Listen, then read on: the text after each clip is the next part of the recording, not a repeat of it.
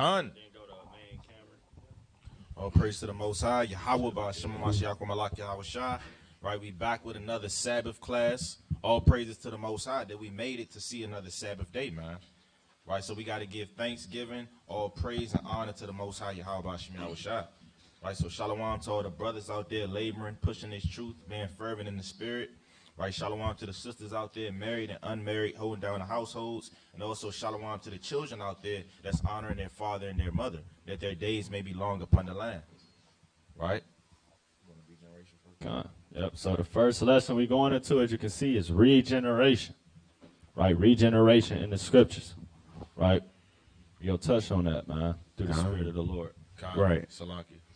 I was just going to look up the definition real quick. Right, because the word re means again. And generation, Salaki, regeneration means the generation again. All right. So look up regeneration. Let's see what they say for the definition.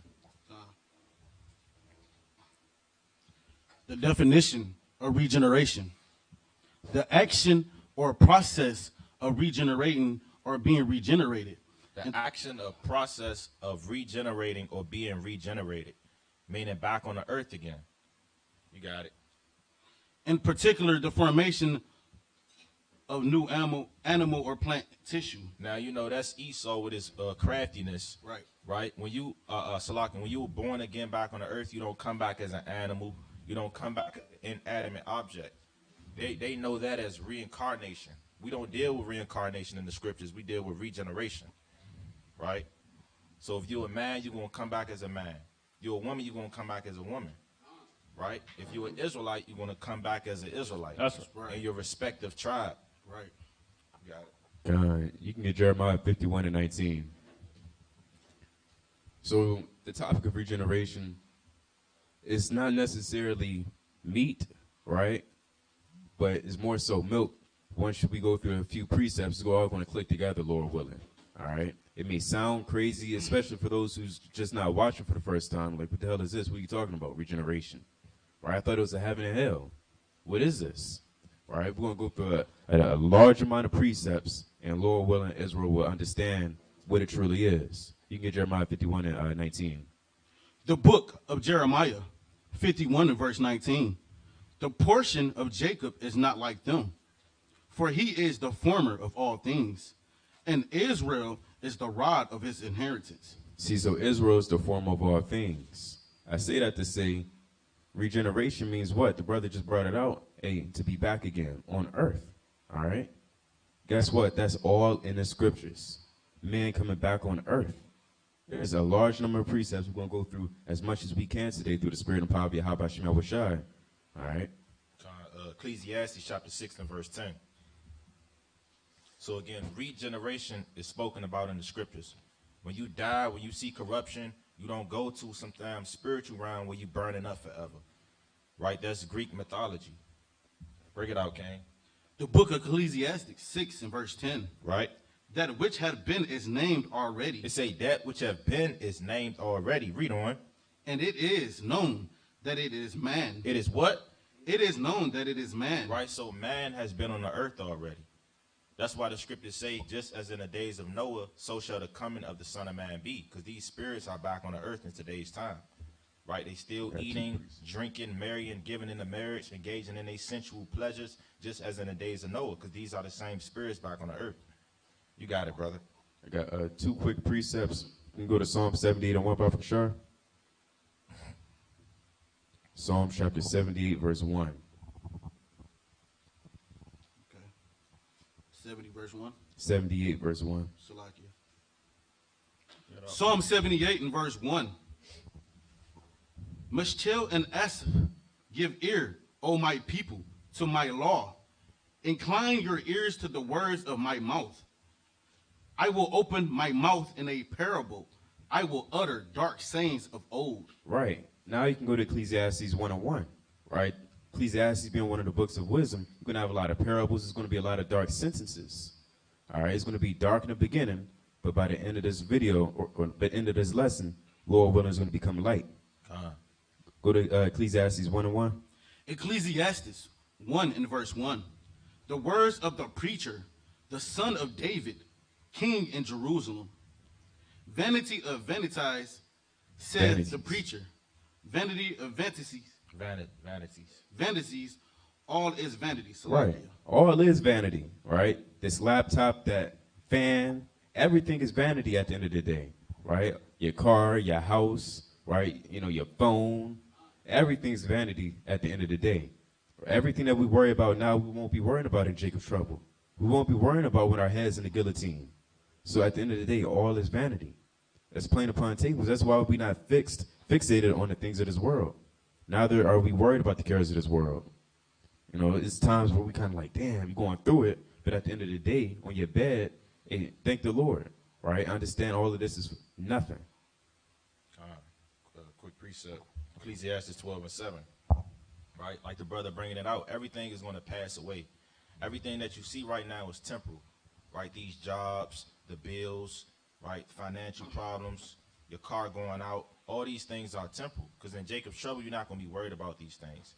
Every man is going to be on the same status, whether you're rich or poor. Every man is going to see the same fate, right? Every man is going to have to endure trials and tribulations, death and destruction on this earth. So you got to cast off these different cares of the world. You got it, brother. Ecclesiastes 12 and verse 7. Right? Then shall the dust return to the earth. Right, as because it man, was. Salakia, you got to read that slow. Man was created from the dust of the earth. Let's get a precept on that. Hold that. But let's get Genesis chapter 2, verse 7. I get it, brother. I got you. You stay where you at. Let's look at Genesis chapter 2 and verse 7. And it reads thus, and the Lord God formed man of the dust of the ground. Right, so man was created from the dust and the elements of the earth. Read on. And breathed into his nostril the breath of life, and man became a living soul. That's why in the scriptures, let's get Genesis chapter 3 and verse 19. It say, in the sweat of thy face shalt thou eat bread, till thou return unto the ground. For out of it wast thou taken. So man was taken from the earth and the ashes. For dust thou art, and unto dust shalt thou return. That's why in Ecclesiastes chapter 10 and verse 9, it say, why is earth and ashes proud? There is not a more wicked thing than a covetous man. For such a one setteth his own soul to sell. So the point is, we are made from the dust and the elements of the earth. Now go back to Ecclesiastes 12 and 7. All right? Ecclesiastes 12 and verse 7. Right? Then shall the dust return to the earth as it was. And you the dust. When you die, you return back onto the earth. That's why they bury you under the ground 6 feet. Read on.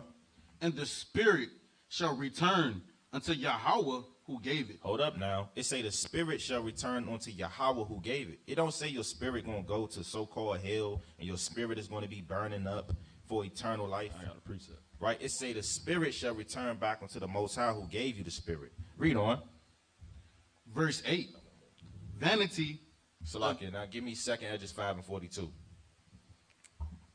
So again, when you die, your flesh sees corruption, but your spirit goes back to the Most High, your maker. Bring it out, Cain.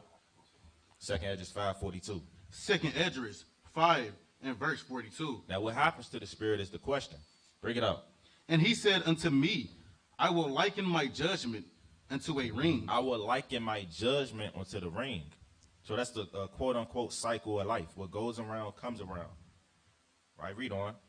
Like as there is no slackness of the last, even so there is no swiftness of the first. So when you die, your spirit goes back to the Heavenly Father. The Most High judge you according to your works and send your spirit back down into a new body. And you live out your judgment. I kind of had a precept. It's Psalms 104 and start at verse 29. Like the brother said, when your spirit goes up to the third heaven, right, what happens from there? Right? You'll bring it up. To the book of Psalms. It's Psalms 104 and 29. The book of Psalms 104 and verse 29. And it reads, Thou hidest thy face, they are troubled. Thou takest away their breath. They die and return to their dust. Right, they die, they return to their dust, read. Thou sendest forth thy spirit. Right? They are created, and thou renewest the face of the earth. Right, so the Lord said he sends forth for their spirit, he creates a new body for them, and he replenishes the face of the earth. Because, hey, the Lord created all things in 7 days, man. That includes all the spirits. There aren't new spirits being created, right? So he sends forth for that spirit. They get created, and he replenished the face of the earth. All right, give me 2nd Esdras 14 and 35. 2nd Esdras 14 and verse 35. Right. And it reads, "For after death shall the judgment come, Right. when we shall live again." When we should what? When we shall live again. Right, so that's plain upon tables. He said after death, then the judgment comes, because you will live out your judgment in that so-called new life. We'll finish that out real quick. Salakia.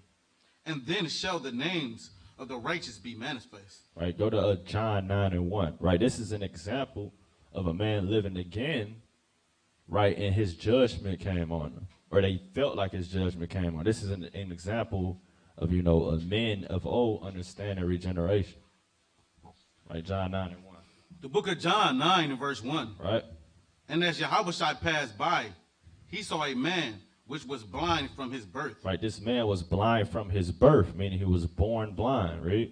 And his disciples asked him, saying, Master, who did sin? Right.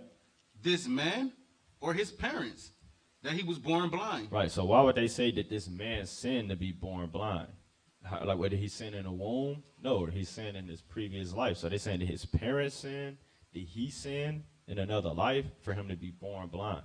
So they understood that judgment will come, right, from your previous lives as well, man. Right, that happened with multiple men. Right, it actually happened with Yahushua at Solomon, right, on a deeper level. He got judged for that sin. He got the stripes of the children of men. You can go back to Ecclesiastes chapter 1. So the brothers bring it out a whole lot of precepts. This is mighty through the Spirit. All right. Ecclesiastes chapter 1 and verse 1. "The words of the preacher, the son of David, king in Jerusalem." Verse 2. "Vanity of vanities, saith the preacher. Vanity of vanities, all is vanity." Verse 3. "What profit have a man of all his labor, which he taketh under the sun?" All right, plain upon tables. Go ahead. Verse 4. "One generation passeth away, and another generation cometh." Right. So you have generations that die eventually, and other generations they sprout. Right. They come back. Go ahead. "But the earth abideth forever." And that's facts. The earth is always going to be here. Go ahead. Verse 5. "The sun also ariseth." Right now he's touching on the sun. The sun ariseth in what? "And the sun goeth down." Right. So he's using real life things, and he's making a comparison how they always go into a circle. It's a cycle to things. Brothers brought it out. There's a cycle to life. Generations fall, another generation rise. Right. Even the sun goeth up, and it goeth down. Go ahead. "And has it to his place where he arose." Verse 6. "The wind goeth toward the south, and turneth about unto the north. So even there's a wind cycle. Go ahead. It whirleth around continually, and the wind returneth again according to his circuits." Verse 7. "All the rivers run into the sea, yet the sea is not full." And then you have the water cycle, and we learned about this in elementary school, right? You got the water going up, and then it goes into cloud, and then the cloud rains, and then it's a cycle to this thing. Precipitation, like the brother said. Now he doesn't have to flat out say this is regeneration, right? This is a dark sentence, right? He's kind of telling us through these many examples. Go ahead. "Unto the place from whence the rivers come, thither they return again." Verse 8. So I can make sure you're talking to the mic. Verse 8, Salakia. "All things are full of labor. Man cannot utter it. The eye is not satisfied with seeing, Go ahead. nor the ear filled with hearing." Right? Man is never content. Man is never, ever content. You get one thing deep in your mind and your heart, oh, I got to get this too. Or I probably need this too. Go ahead. Verse 9. "The thing that have been, it is that which shall be, and that which is done is that which shall be done." What is that thing? The brother brought it out already. You can go to Ecclesiastes 6 and 10. The book of Ecclesiastes 6 and verse 10. And it reads, that which have been is named already. Right, that which has been, it is named already. Go ahead. And it is known that it is man. It is what? It is man. It is man. Man has always been. Go ahead. Neither may he contend with him that is mightier than he. Exactly. He can't strive against his maker. One more point. Go back to Ecclesiastes where he left off, the first chapter. So that thing that hath always been, that it is man.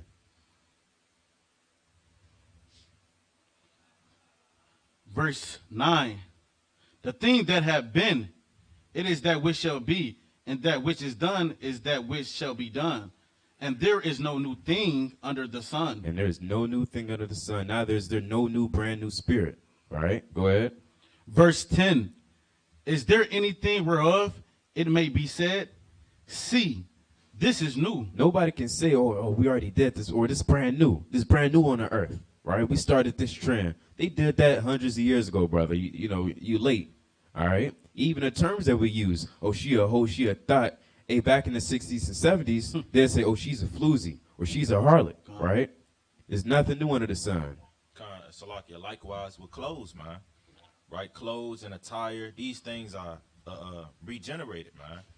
Like the same clothes they wear now, they wore back in the 80s and the 90s, man. Right? So even styles are regenerated back on the earth. Right? Like the brother said, the lingo was regenerated. Damn hairstyles, right? Damn twisties and fades. All these things are regenerated. Right? All right. With that? One more. What was more? Yeah. It had been already of old time, which was before us. Mm-hmm. Verse 11. There is no remembrance of former things. See, and that's something we're going to touch on in a minute.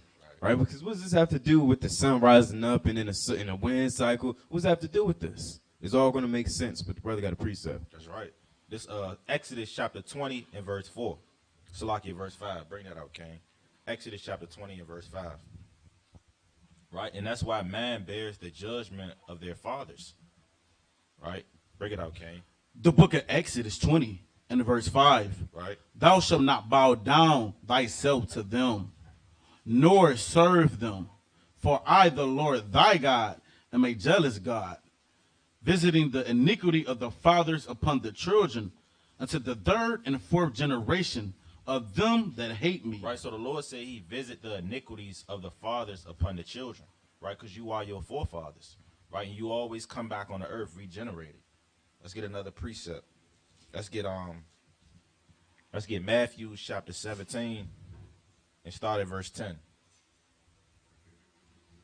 And this is playing upon tables. Bring it out. Matthew 17 and verse 10. Right. And his disciples asked him, saying, why then say the scribes that Elias must first come? It say, why then say the scribes that Elias or Elijah must first come? Read on.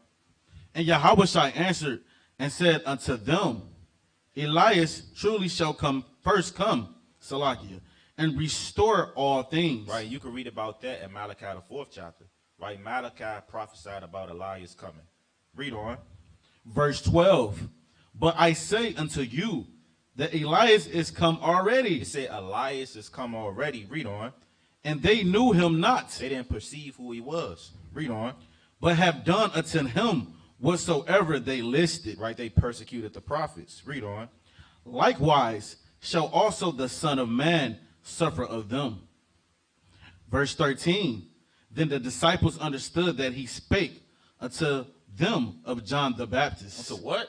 John the Baptist. Who was he? John the Baptist. Right, so Elias was John the Baptist. Read on. Verse 14.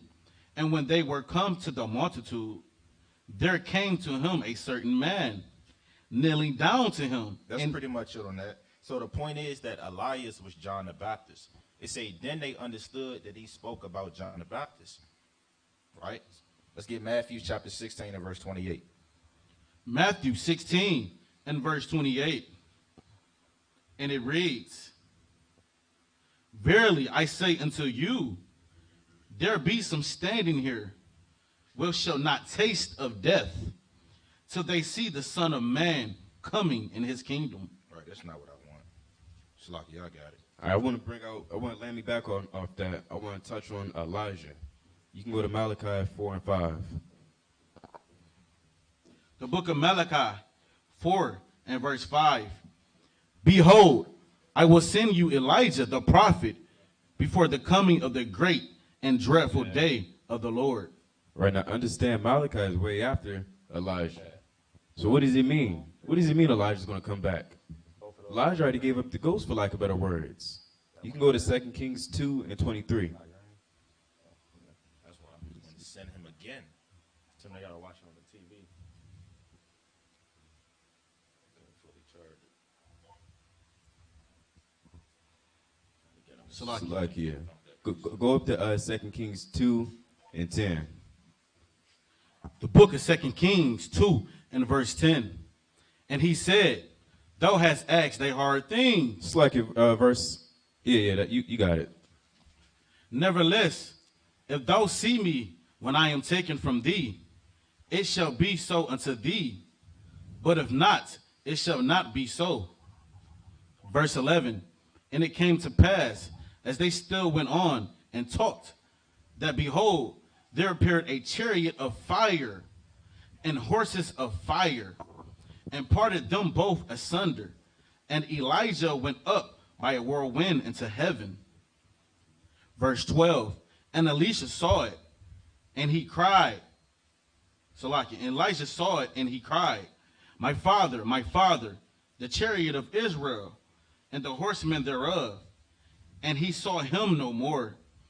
And he took hold of his own clothes, and rent them into pieces. So he got righteously abducted. All right. He got translated. He got into the chariot. All right. And we never saw him after that. When you read 2 Kings, the 3rd chapter, the 4th chapter, you're not going to read about Elijah anymore. All right. He's gone. What happened to him is the same thing that happened to Enoch in Genesis, the 5th chapter. Bro, you got a precept. Matthew chapter 19, verse 28. The book of Matthew 19 and verse 28.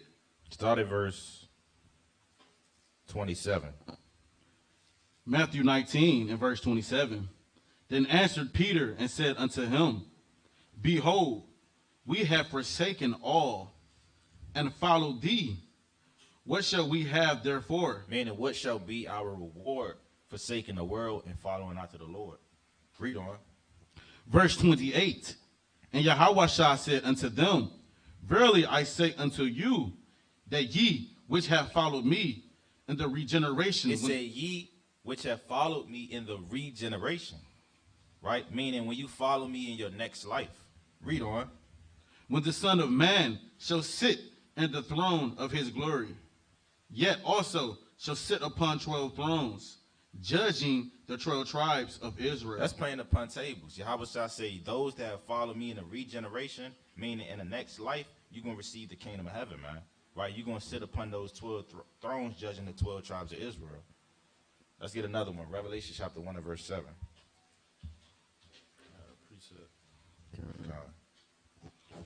The book of Revelation 1 and verse 7. Right? And it reads, behold, he cometh with clouds. That he is talking about Hamashiach Yahushua. He's coming with the clouds, meaning he's coming with the so-called UFOs, the chariots, when he make his second coming. Read on. And every eye shall see him. It say every eye, meaning every man, every creature shall behold Yahushua coming back in his glory. Read on. And they also which pierced him. It say they also which pierced him.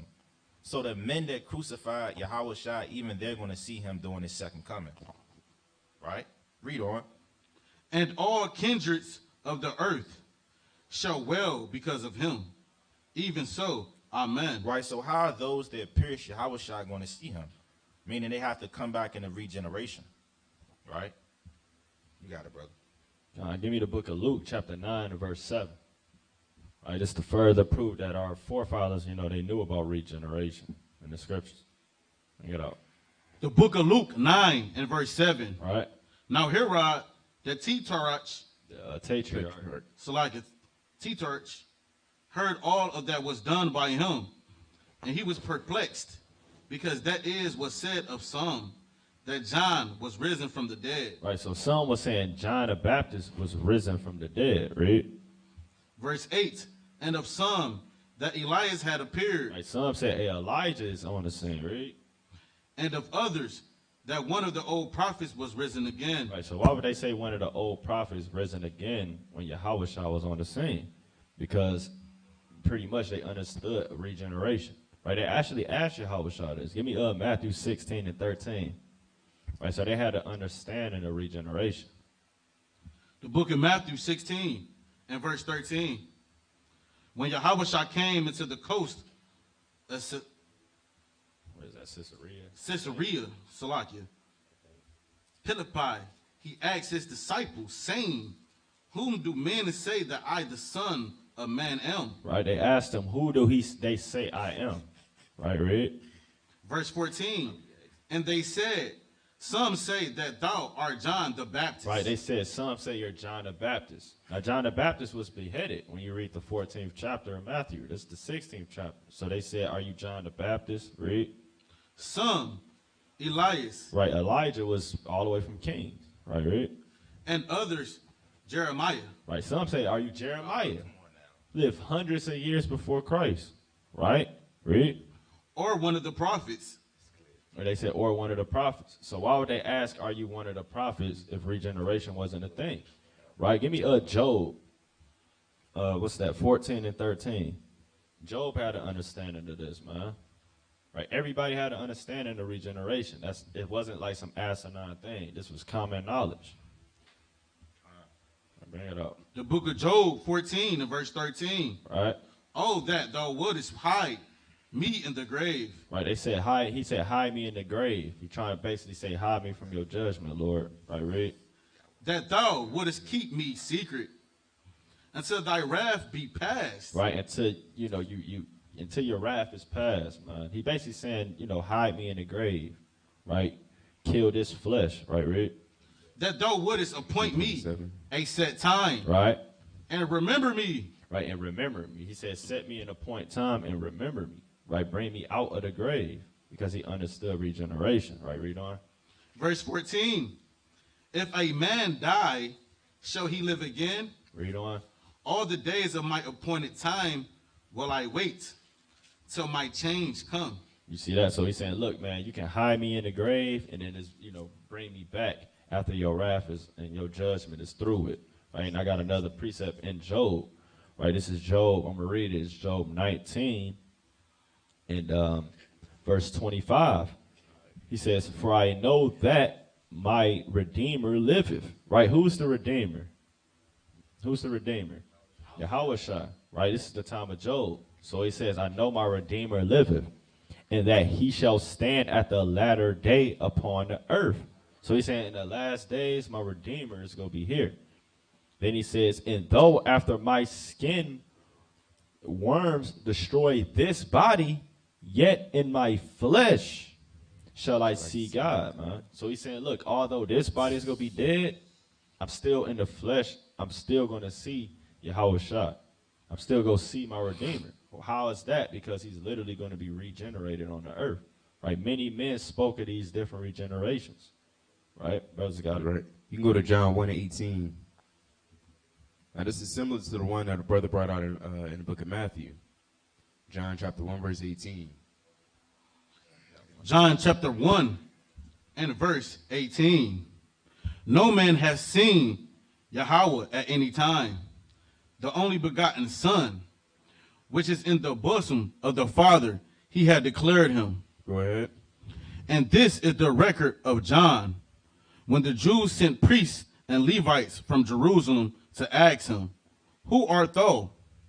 Verse 20. Why would they ask him that? Was it so random? Like, why would you ask him? Let's find out. Verse 20. And he confessed and denied not. Right, because they're asking him a whole lot of questions. Those questions, we already brought it out what they was asking him. Go ahead. I am not the Christ. So they asked him, are you the Christ? And what else? Verse 21. And they asked him, what then? Art thou Elijah? Why would they ask him, art thou Elijah? Because they knew that he had to come back on the earth. Because although the Pharisees and Sadducees not really in this case, they knew the law, but even these scribes and these Jews, they knew the scriptures, right? They knew about Malachi, the 4th chapter, in the 5th verse. So they trying to figure out, get to the bottom of it, figuring like, where's Elijah? Where's he at? That's what he asked him. Go ahead. And he said, I am not. Oh, hold up. Didn't the Lord already say that this is John the Baptist? It's like that this is Elijah?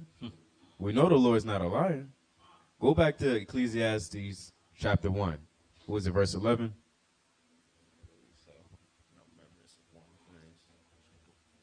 Verse 11. Ecclesiastes 1 and verse 11. There is no remembrance of former things, neither shall there be any remembrance of things that are come, See that are that? to come. So John couldn't remember. He wasn't lying bold. He just didn't know, because there's no remembrance of former things. Neither do we know who we are back on the earth. We don't know if this brother Peter, John, Abraham, Isaac, Jacob, Judah, right? Zephaniah, Zechariah, Haggai, Nehemiah. We don't know. We have no idea, right? But that's why you got to treat all your brothers with love, because you don't know who you're talking to. You don't know who you're dealing with. You know, you yelling at a brother. That brother might be, Zechariah. He might be Abraham. He might be Jude. You have no idea. And a real quick precept going to what the brother just said. Right, it's the book of 2nd Esdras, chapter 1, verse 39. It says, unto whom I will give for leaders, Abraham, Isaac, and Jacob. He just named all those men. So he said, I'm going to give you these men. This is the time of Ezra. This is after the Babylonian captivity, when it was rebuilding the temple, man. So this is, again, hundreds and hundreds of years after these men walked the earth. It says Hosea, Amos, and Malachi, Joel, Obadiah, and Jonah, Nahum, and Habakkuk, Zephaniah. I'm not sure who that's Augustus or Haggai. Oh, yes, Haggai, Zechariah, and Malachi, which is called which is called also an angel of the Lord. So all these men will be sent for leaders in today's time. He's going to send them back on the earth to be leaders of the nation. Right, that's it on that. Daniel chapter 12 and verse 13. Daniel chapter 12, verse 13. Daniel chapter 12 and verse 13. Right. And it reads, but go thou thy way to the NB. So the Lord told Daniel to go thy way to the NB. Read on. For thou shalt rest. What does rest mean? You're going to die. You're going to be dead. Right? That's what it means. To rest means to die. That's right. Right? Read on. And stand in thy lot. And do what? And stand in thy lot at the end of the days. Hold on now. So here it is. Daniel, the Lord told Daniel, look, you're going to rest, you're going to die, you're going to see corruption, but at the end of the days, you're going to stand in your lot. Right? So Daniel is back on the earth in these times, man. That's right. Now, we don't know who Daniel is. A man can't make a damn Instagram post talking about he's Daniel, right? And think he got the revelation and the breakdowns. No, man.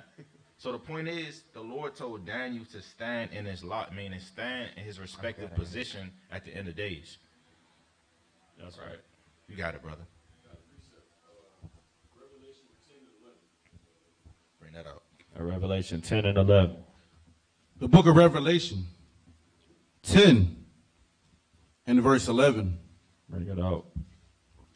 And he said unto me, And it's Salaki, this is John. The Lord is saying unto John the Revelator. Read on. thou must prophesy again before many people. It say thou must prophesy again before many peoples.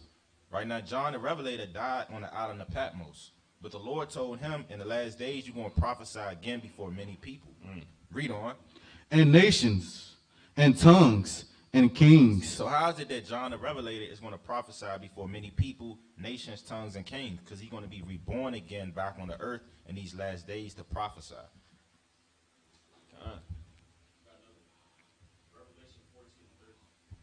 That Revelation 14 and 13. The book of Revelation 14 and verse 13. And it reads, And I heard a voice from heaven saying unto me, Write, Blessed are the dead which die, and the Lord from henceforth. Salakia, talking about the martyrs of Yahushua, those that die for the name of the Lord, those that get put to death for the witness of Hamashiach Yahushua for the truth. That's right. Let me get a quick precept on that. Hold that, King. Revelation chapter 18 and verse 24.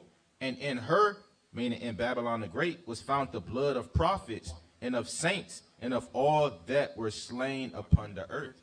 So you're going to have men that get put to death, get tortured, get beheaded for the witness of Hamashiach Yahushua and for this truth.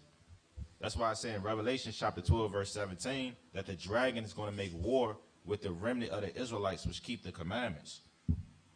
Right? So go back to that, King. Keep reading. Yeah, saith the Spirit, that they may rest from their labors, and their works do follow them. He say, and their works do follow them. Right? So your works is going to follow you in these last days, whether good or bad, as it states in Ecclesiastes chapter 12, verse 14. Right? Keep reading, brother. Verse 14. Right? And I looked, and behold, a white cloud, and upon the cloud one sat like unto the Son of Man, having on his head a golden crown, and in his hand a sharp sickle. Verse 15. And another angel came out of the temple, crying with a loud voice to him that sat on the cloud, Thrust in thy sickle, and reap, for the time is come for thee to reap, for the harvest of the earth is ripe. All right, so that's pretty much it on that. So you had a precept, brother? All right, bring that out. 2nd Ezra 16, 17. It's a good one. 2nd Ezra 16 and verse 17.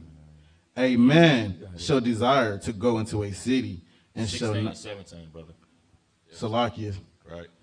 2nd Ezra 16 and 17. Woe is me. Woe is me. So this is Ezra speaking. He said, woe is me. Woe is me, meaning destruction is me. Read on. Who would deliver me in those days? Who would do what? Who would deliver me in those days? So Ezra understood that he was going to live during the time of Jacob's trouble, during the time of famine, pestilence, and all hell breaking loose on the earth. That's why he said he's going to deliver me in those days, right? So like during this time, those days wasn't happening, right? So these are end time prophecies, right? But the Lord said he was going to deliver me in the time of the end. You got it, brother. Verse 18. The beginning of sorrows and great mournings, the beginning of famine and great death, the beginning of wars, and the power shall stand in fear. Right?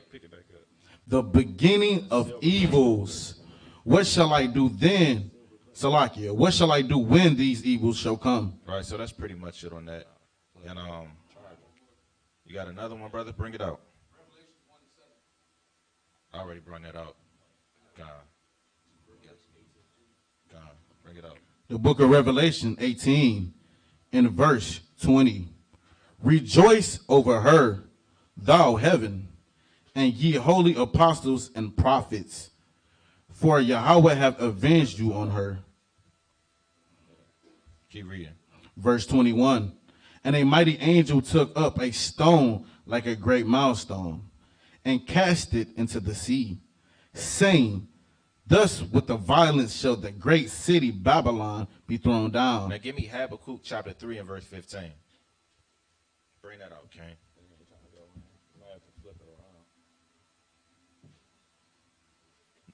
Now this is the second coming of Hamashiach Yahushua. Bring it out, King. What was it again, King? Habakkuk? Habakkuk chapter 3 and verse 15. Habakkuk 3 and verse 15.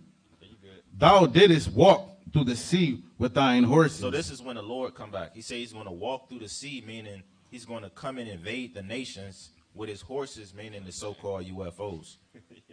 Right? Read on. Through the heap of great waters. Through many nations, through many great kingdoms. Read on. Verse 16. When I heard, my belly trembled, my lips quivered at thy voice.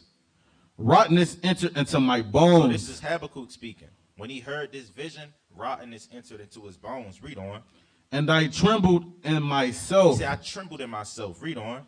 that I might rest in the day of trouble. That I might what? That I might rest in the day of So trouble. Habakkuk said, look, I want to rest in the day of trouble. I don't want to be living during these times. But why did he have that understanding? Because he knew that regeneration existed. All right, bring it out, Cain. When he cometh up unto the people, When he cometh up unto the nations, read on. he will invade them with his It troops. say he will invade them with his troops.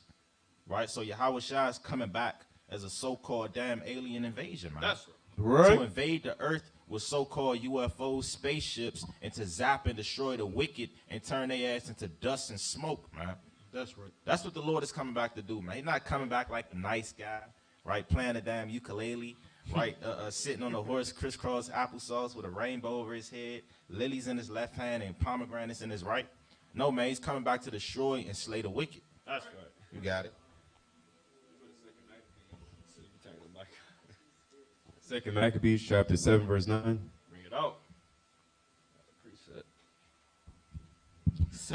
Second Maccabees, Chapter 7 verse 9. chapter 7 and verse 9. And it reads, and when he was at the last gasp, he said, thou like a fairy takest us out of his present life, but the King of the world shall raise us up, who have died for his laws unto everlasting life. Go to Sirach chapter 18 verse 1. Who's the king of this world at the end of the day? Hey, the Lord. Yahweh, the Lord. Yahweh Shai. Right? The Lord is going to raise him up. Go to Sirach 18 and 1. Sirach 18 and verse 1. He that liveth forever have created all things in general. Verse 2. The Lord only is righteous, and there is none other but he. Verse 3. Who governeth the world with the palm of his hand. So he governed the world with the palm of his hand. He's the king of this world. Go ahead. And all things obey his will. At the very end of the day, he's the king of this world. Now you have spirits and principalities set up, but guess what? Who's allowing them to have dominion in this physical realm? The Lord. So you can go back to 2 Maccabees 7 and 9 one more time. 2 Maccabees 7 and verse 9. And it reads, and when he was at the last gasp, he said, thou like a fairy takest us out of this present life, but the King of the world shall raise us up, who have died for his laws unto everlasting life. And that's facts. Same thing's going to apply to us, Lord willing. We go through with being put to death for the name of the Lord. You can jump down to verse 14. Verse 14. So when he was ready to die, he said, thus it is good, being put to death by men, to look for hope from Yahweh to be raised up again by him. As for thee, thou shalt have no resurrection to life. So they even knew about the resurrection. One more, you can go to Acts 24 and 15.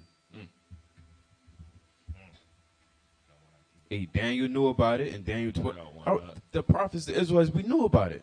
The resurrection wasn't something brand new when Yahweh came on the scene, right? But Jake, in old times, they knew about the resurrection and how the Lord was going to come on the scene and kind of, you got it. The book of Acts 24, verse 14. But this I confess unto thee, that after the way which they call heresy, Salakia, so worship I the God of my fathers, believing all things which are written in the law and of the prophets. Right? That's right. Go ahead. Verse 15. And have hope toward God, which they themselves also allow, that there shall be a resurrection of the dead. There should be a what? A resurrection. Go ahead. Of the dead, both of the just and unjust. Verse 16. Right, and there's going to be a resurrection of the just and the unjust.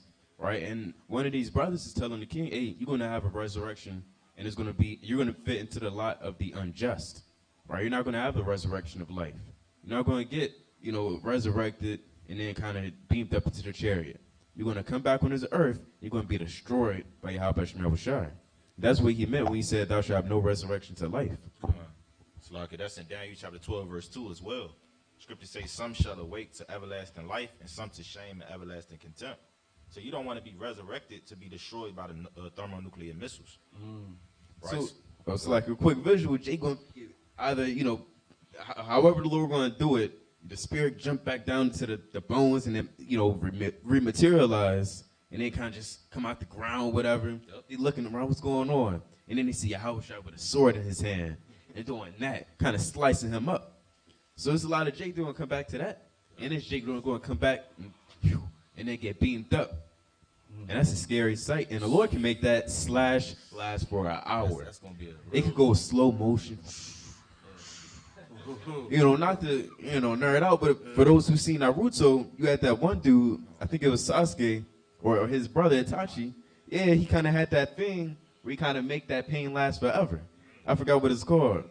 You know what it's called. Brothers know what it's called. Right? But nonetheless, the thing was crazy. You said what? Hey, it's Tsukiyomi. Wow. Second Ezra chapter 2, verse 16. Check it out. Right, so the day of the Lord is like a horror movie, man. Right, you're going to have people down, coming back to life. You're going to have fire everywhere. You're going to have chariots everywhere. Bring it out, Kane. That's crazy. Second Ezra 2 and verse 16. And those that be dead will I raise up again from their places and bring them out of the graves. And do what? And bring them out of the graves. Man, so men going to be coming back to life out of the graves, man. Read on. For I have known my name in That's Israel. going into the resurrection day. Now give me First Maccabees chapter 4, verse 35.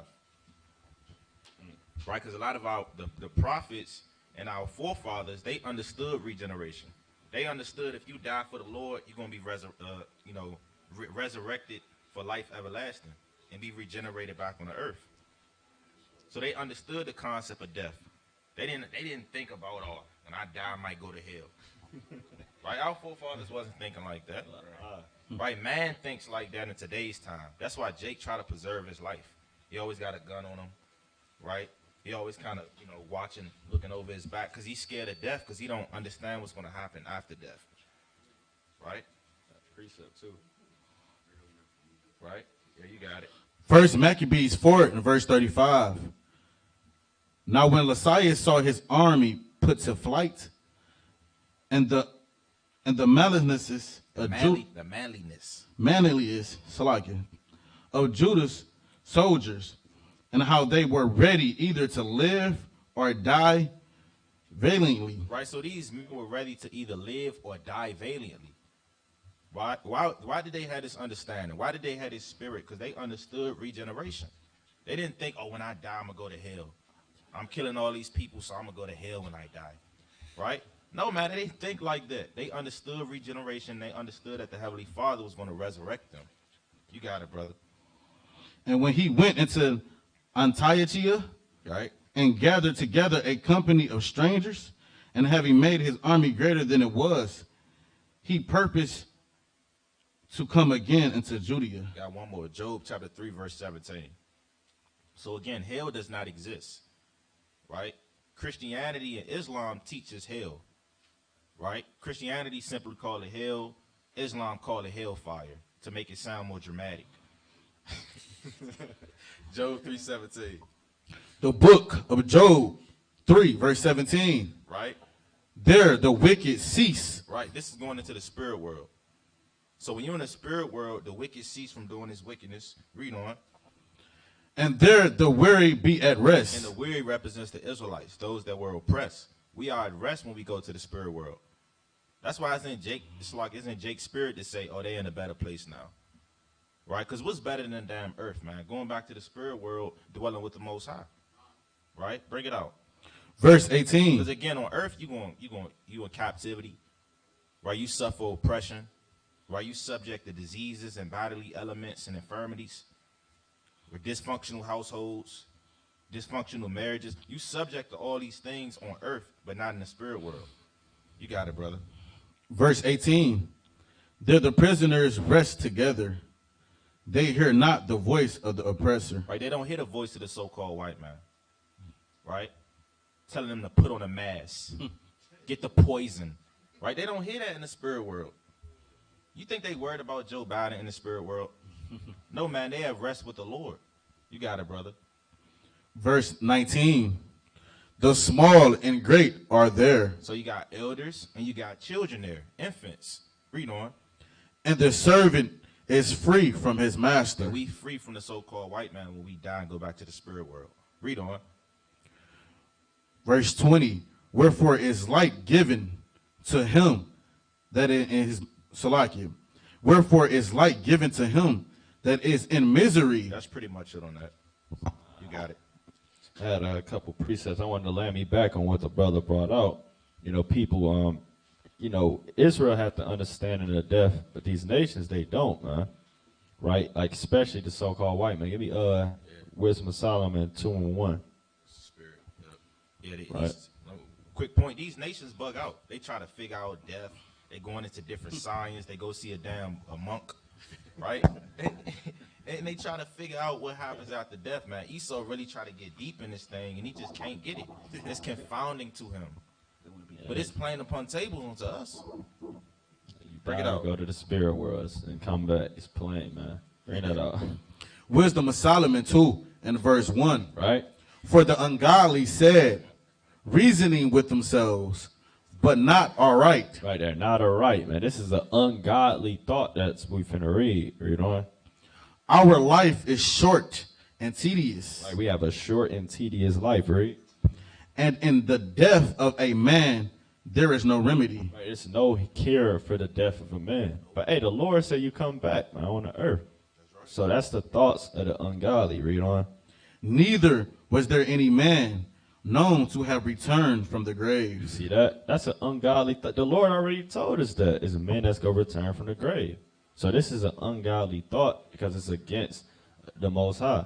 Right, like he said, the YOLO spirit. Right, and you don't only live once. You've been here a bunch of times, man. Right, give me the book of Numbers, chapter 24 and verse 17. This is in. I was just gonna say this is another example of men of old understanding regeneration.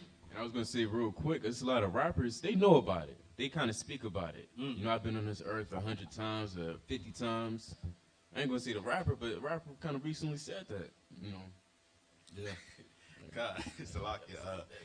Even our people, like when they see a baby kind of moving fast, kind of advanced within their understanding, they say, oh, they've been here before.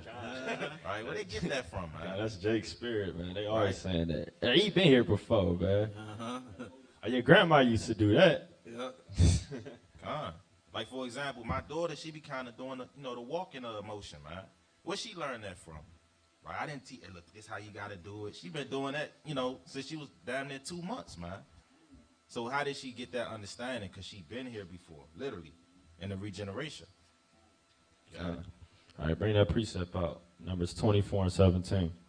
The book of Numbers 24 and verse 17. I shall see him. What did he say? I shall see him. I'm talking about Hamashiach Yahushua, right? This is during the time of Numbers, man. Right, while the Israelites was in the wilderness, way before King David. King David reigned in 1000 BC, man. So this is way before King David's time right here. Right, just before King David's time, before Judges, before we was actually a nation, before we took over the land of Canaan. Right, this man said, I'm going to see Yahushua, right? Because he's going to see him in the future, because he's going to be there, right, read? But not now. But he said, but not now, right? I shall behold him, but not nigh. Right, he said, I'm going to see him, but not yet, though, right? There shall come a star out of Jacob. Right, a star out of Jacob, right? And a scepter shall rise out of Israel. Right, right. And shall smite the corners of Moab and destroy all the children of Sheth.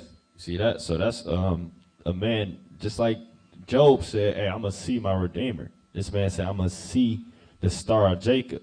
Right? He going to smite the corners of Moab and put all these nations into slavery. He's going to actually see that happen. Right? Because he's going to be there. So that's just another example. Keep reading on that. Yep. Verse 18. And Edom shall be a possession. And we got to bring that out. Edom, the so-called white man, he's going to be a possession. Meaning we're going to own him. He's going to be our property. Bring it out. Seir also shall be a possession for his enemies. Who is Mount Seir? Genesis chapter 36 and verse 8. Mount Seir is Esau. Read on. And Israel should do valiantly. And Israel shall do valiantly, meaning do courageously, do bravely, do manfully. You got it. Verse 19. Out of Jacob shall come he that shall have dominion, and shall destroy him that remaineth of the city. And shall destroy him that remaineth of the city, meaning destroy the remnant of the Edomites. You got it. Verse 20. And when he looked on Amalek, he took up his parable and said, Amalek was the first of the nations. Right, and Amalek is the grandson of Esau. So he was the first of the nations. Read on. But his latter end shall be that he perish forever. He shall do what? Perish forever. He shall do what? Perish forever. So you going to call the Lord anti-Semitic? Right? He said Amalek is going to be destroyed forever, man. Right? So that's the end-all, be-all judgment of the so-called fake Jews, man. Or the fake Jews, rather. So-called white man. You got it. Verse 21. And he looked on the Kenites. That's pretty much it on that. Okay. Right? Because it's going in on the nations. You got it. You can go to Matthew 27 and 52. But first, I'm gonna pour this out because we brought out earlier. It was, I believe, the first precept was Jeremiah 51 and 19, where Israel's the former of all things, right? We're the Lord's portion, right? So we have the understanding that there's a thing called regeneration. Now Esau, he's the man that really don't believe it. He don't get down with that. His mind can't really understand that. He's a beast. He's a beast. But these other nations, a few of these other nations, they kind of know, right, to an extent, Remnant. right? It's only so few and it's so little, right? They know, a little tiny bit, a sand of a bit of regeneration, a sand of a bit, of the chariots. Grain. Yeah, a little speck. So this is I think Ishmael. It's like Elam's religion, and Hinduism religion. Reincarnation is a key belief within Hinduism. In Hinduism, all life, and they go off, of course. That's why we said they know like a speck. They go off because check this out. All life goes through birth, life, death, and rebirth, and there is a known cycle of whatever this word is, samarsa. For example, if the person has good karma, and we don't deal with karma, right? We don't deal with karma. We don't know what that is, and we do the works of the Lord, keeping the commandments. And one quick point. Galatians 6 and 7, you reap what you sow. Exactly. That's how we word it. We don't say karma. No, we say you reap what you sow.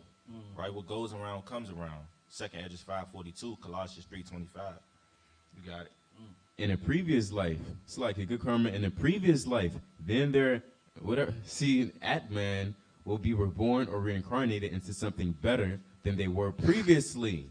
So in that, being born into something better could range from a bear to a honeybee, a damn popsicle, an ant, a shoelace. So they go off. They think that you can come back as anything. Yeah. So, that's wicked, man. It's Come back as an iPhone, Yep. some glasses, a cup, a shofar, a damn rhino. Esau, man, ice cream. You had to appreciate it. Let me bring this out, because this is what Google said. Can a person be reincarnated as a bird? Anyone can reincarnate as a human being, a animal, or even a plant. It's irrespective to their individual or collective beliefs, whether they are Hindus, Buddhists, Christians, Muslims, atheists, or anything else. So that's the lies of the so-called white man. He said, look, you could come back as a plant. You can come back as an insect or an animal. That's madness, because that's nowhere in the scriptures.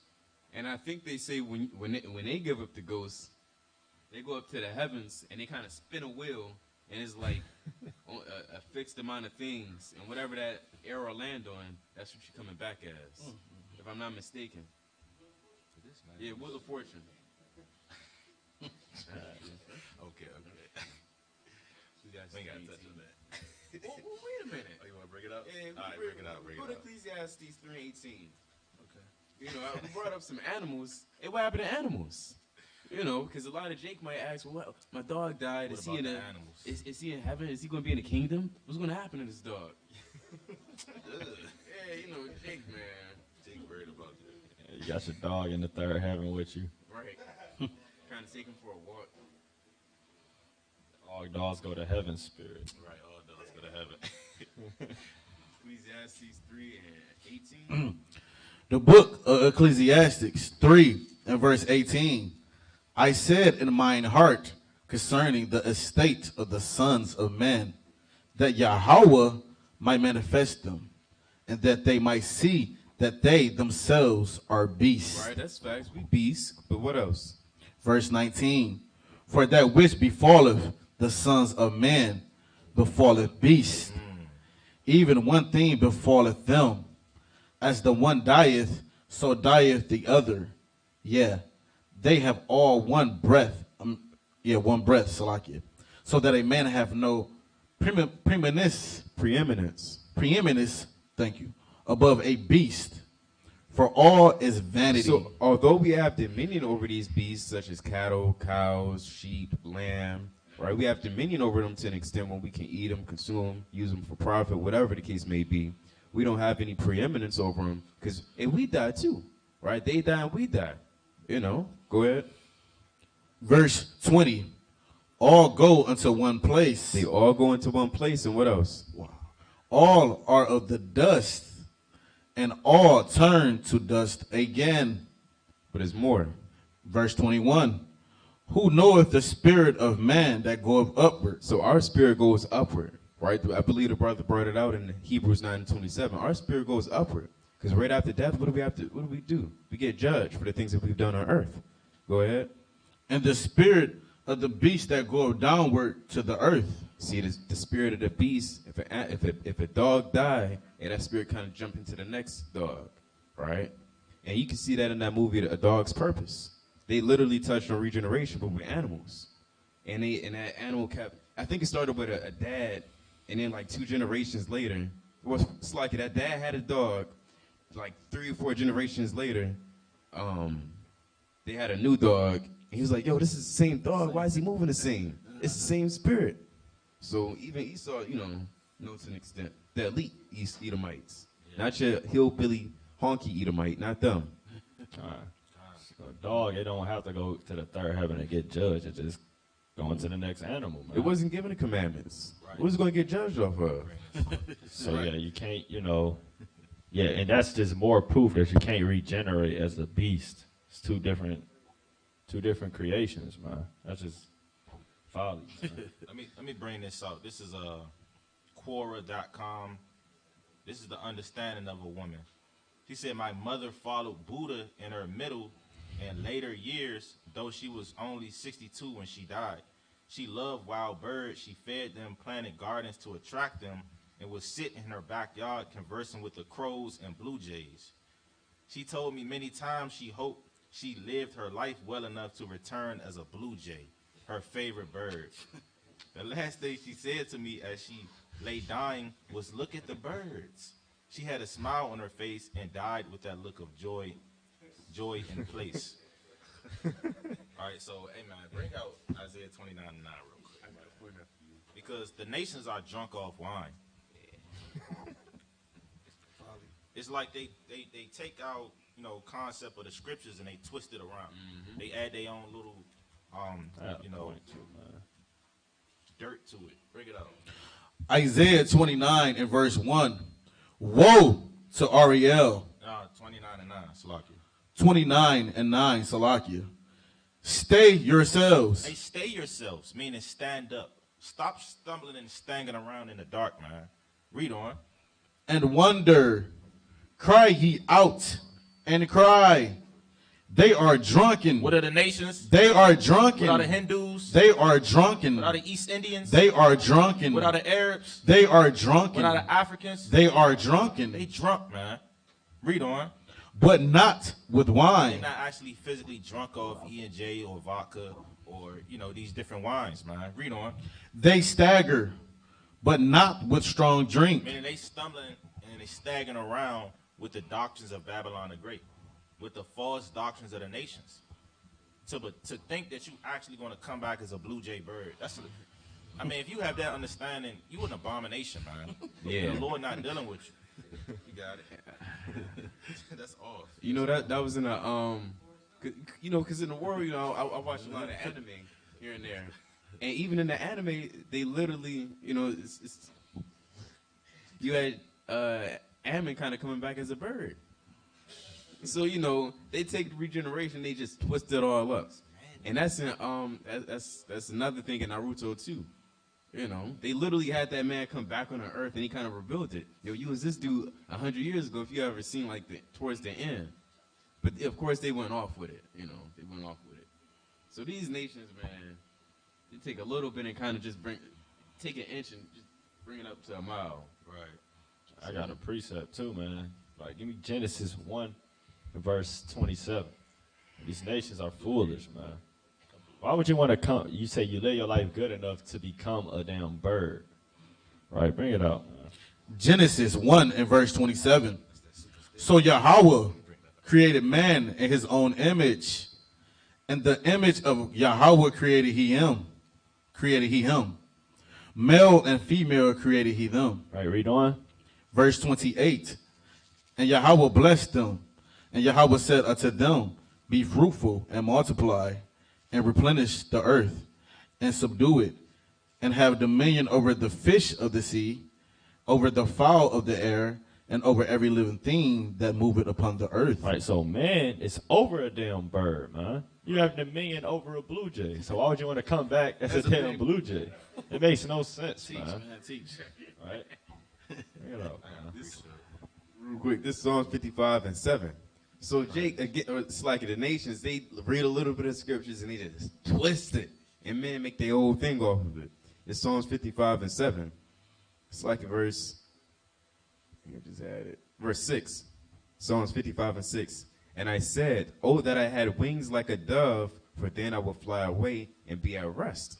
So they probably heard that verse and said, oh, now I can be a bird. They don't know what's going on, man. Yeah. They have no idea. Yeah. They think King David turned into a bird, now he a dove on earth again. That's their understanding when they read the scriptures. But that's just going into like, hey, we go through hell. We wish we was a bird and had so much freedom that we can just fly anywhere and do anything. That's all. Come on. Give me Acts chapter 17, verse 22.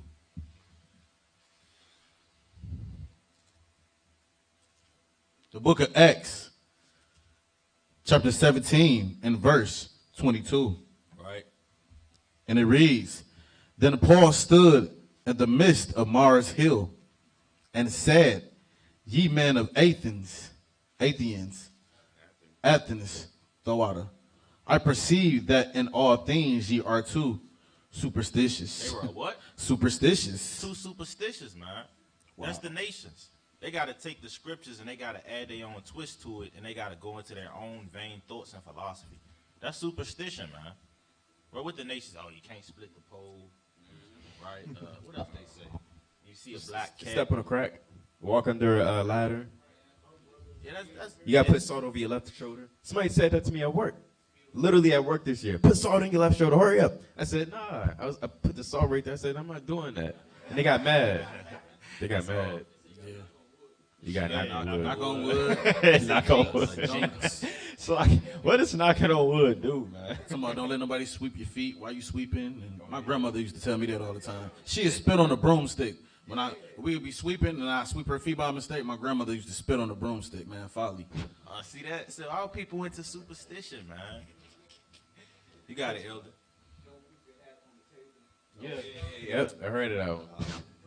Yeah, I heard that one too. Don't put your purse on the floor. Too So a lot of superstitious. madness, man. A lot of superstition. The superstition means excessively credulous belief in and reverence for supernatural beings. Yeah, so who are you fearing? You fearing either yourself or some being that you never, that you don't really know. Luck. That's your God. Luck. Black cat. It's a thing, 4-leaf clover, and it's a thing called Lady Luck. That's who they worshiping. Because who are you pissing off? It's the Irish, man. Whose commandments are you breaking? It's a widely held but unjustified belief in supernatural causation leading to certain consequences of an action or event or a practice based on such a belief. So these things are not thus saith the Lord, man. It's all the vain philosophy of man. So us as Israelites, we don't deal with superstition. right? All that split the poles, step on cracks. Look, man, we fit the Most High. We don't fit superstition. That's That's right. right. That's right. This is 2 years ago. I was walking with my uncle. I don't really, talk to him like that, but I was walking with him. I split this pole, and I wasn't like, yeah, I'm gonna split it in that sense. We just so happened to go the other way, and he started yelling, "Nigga, go the other way, go the other way." And he started going off on me. I said, he said, I know you might be thinking that's superstitious, but the energy in the, you split the energy in the atoms, and that Kemet talk, man. Jake make everybody touch on a lottery ticket, write it down, and scratch off. I touched it, right? You make his whole family touch it, man. It's madness, Sit man. there and try to do that, man. It's awful. One more point, I got a grandfather. He kind of said, "Oh, I'm playing my birthday." Have you ever heard that? People play the lottery. They say I'm playing my birthday. Y'all, yeah, they say I'm playing my birthday. This is the number. Oh, I know why this. I know why they didn't win it last time because I had to do this. Oh, they go to the casino. This is the lucky machine. I gotta sit here. See, they don't know that these machines, they rigged and that's superstition, man. And that's how you know that's further proving regeneration real, because that's the same spirits here today, man. Those superstition Jews that was living in Athens and Greece, they back on the earth on the same stuff, man. Right, same ish, different toilet, man. Right, that's what they own, man. They own the same stuff. All right, get that 1 Corinthians 14 and 32. Like 10 minutes. All right, bring it up. 1 Corinthians 14 and verse 32. And the spirits of the prophets are subject to the prophets. Right, you see that? So the spirits of the prophets are subject to the prophets, because prophets, they rolled in damn groups, man. Right? You had companies of prophets that was always together, and that's why you kind of hear this truth and you kind of gravitate towards it because you heard it before. Right? The spirit of the Comforter came upon you, so you can remember all things Yahweh shall taught you. Read on. Verse 33. For Yahweh is not the author of confusion, but of peace, as in all churches of the saints. All right. The book of 1 Samuel, chapter 10. See where I want you to start. Let's start at verse 9. Right, because you read about basically the top prophets of the day when you got these books, but it was more than them just prophesying. Right, during the time of Elijah, it was 7,000 that didn't bow down to Baal. You had 7,000 other prophets. Right, during the time of Samuel, you had prophets. Right, it was multiple prophets at any given time. Like now, you got top teachers, and then you got brothers in camps, and there's all these different people bringing it out. These are all the prophets back on the earth. Right, bring that up. 10 and 9. Yeah. 1 Samuel 10 and verse 9. Right. And it was so that when he had turned his back to go from Samuel, Yahweh gave him another heart, and all those signs came to pass that day. Verse 10. And when they became thither to the hill, behold, a company of prophets met him. A company of prophets met him. Right, meaning it was a gathering of different prophets. This is during the time of Samuel. So it was different prophets on the earth, right? It wasn't just, Jeremiah was just prophesying. You had multiple prophets at one time, right? And they were subject to the prophets, right? They was cool with each other, man, right? Didn't Habakkuk fed Daniel, man. Habakkuk and Daniel was walking the earth at the same time. But that's something else that people fail to understand. These weren't the only prophets that was on the earth. Right, I think it's more that read on. And the spirit of Yahweh came upon him, and he prophesied among them. Right, you see that he put the spirit on him to prophesy among them, to read that account basically to stall them out for David. Right, but I want to get this precept real quick. Romans, just to show, just the book of Romans. Let's see where I want. Chapter 11, verse 4, or I'm going to start at 2. It says, God hath not cast away his people, which he foreknew. What ye not what the scripture said of Elijah, how he maketh intercession to God against Israel, saying, Lord, they have killed thy prophets and digged down thine altars, and I am left alone, and they seek my life. But what answer of the Most High unto him? I have reserved to myself 7,000 men who have not bowed the knee of the image of Baal. So it was 7,000 men that was prophesied, man. Right? And you got 7,000 brothers out here bringing it out, man. Plus, right? So the spirits of the prophets are subject to the prophets, and they all back on the earth. The same spirits, man. Right?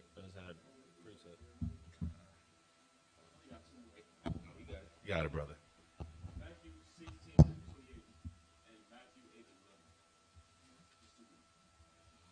Matthew 16 and 28. The book of Matthew 16, verse 28.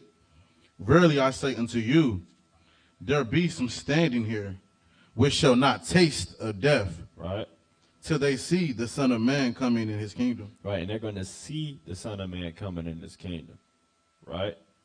You see that? Because what's that death? Because they literally died, of course, but that death meaning they're not going to be in a congregation that are dead. They're going to have that understanding. They're going to have that life put back into them, and they're going to gravitate to this word. Right? Kind, like the brother said, that proves that they back on the earth because they died at this time. But Yahweh Shai is saying, you know, it's going to be certain men in the last days, right? That's going to live forever. Now you want it, Matthew 8 and 11, right? It says, and I say unto you that many shall come from the east and from the west and shall sit down with Abraham and Isaac and Jacob in the kingdom of heaven. Right? So they're going to sit down with those men, man. Right? In the kingdom of heaven, it's going to be on earth. So it's not some spirit world. This is going to be literally Abraham, Isaac, and Jacob in the regeneration, like we read in 2nd Esdras. Right? It was in 2nd Esdras where he said, I'm going to send these leaders. And he named all the prophets. Because these prophets are going to be here leading the nation in today's times, man. Right? And they did it during the time of Ezra. So that's regeneration. Yeah, that's regeneration, man. This is a heavy topic. But Abarat's eyes made light into brothers now. If we come back on the earth, all right? Brothers had kids. Hey, your kids been on the earth before. All right? There's nothing new under the sun. You can get Sirach 14, and let me see. I want to say 18.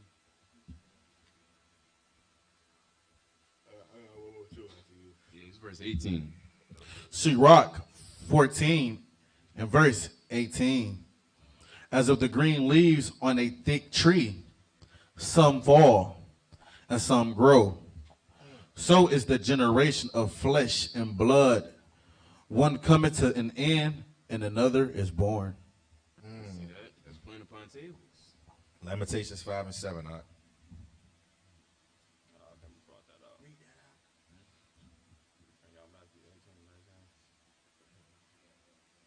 Lamentations 5 and verse 7. Our fathers have sinned Our forefathers committed wickedness. Read on. and are not, Meaning they did. Read on. and we have borne their iniquities. Why do we bear their iniquities? Because we are our forefathers. That's why Esau is also going to pay for the crimes of his forefathers. Isaiah chapter 14, verse 21. Because you are who your father is. Right. I got one more, gonna be Matthew 19 and 28. All right. The book of Matthew 19 and verse 28. And it reads, and Yahweh Shah said unto them, verily I say unto you, that ye which have followed me in the regeneration. In the what? The regeneration. Right, he said, if you follow me in the regeneration. All right, read. When the Son of Man shall sit in the throne of his glory, ye also shall sit upon 12 thrones, judging the 12 tribes of Israel. Right, talking to the 12 disciples right there, man. Right? So that's all I had. I got one more. You can go to Exodus chapter 2. It's like in Exodus chapter 20, verse 5.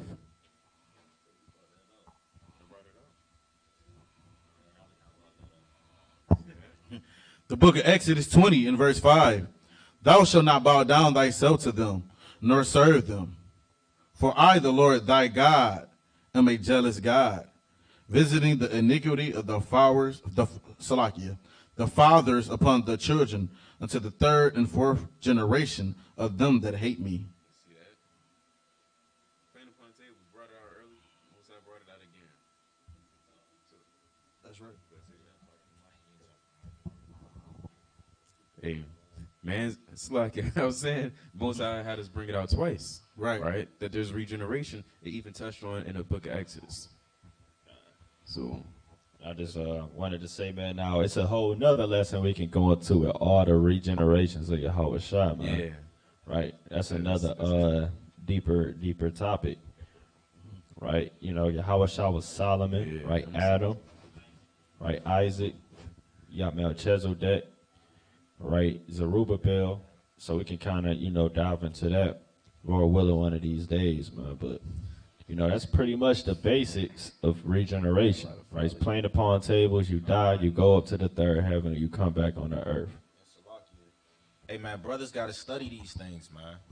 Right? You want to be apt to teaching this truth, man. So study regeneration, get into the milk, get into the bread, and also get into the meat, right? You want to be well-versed. You want to have knowledge. You want to have the history, the dark sayings, the parables, the grave sentences, the prophecies. You want to seek to know as much as you can in the truth. Con? Gone. Well, with that, that concludes.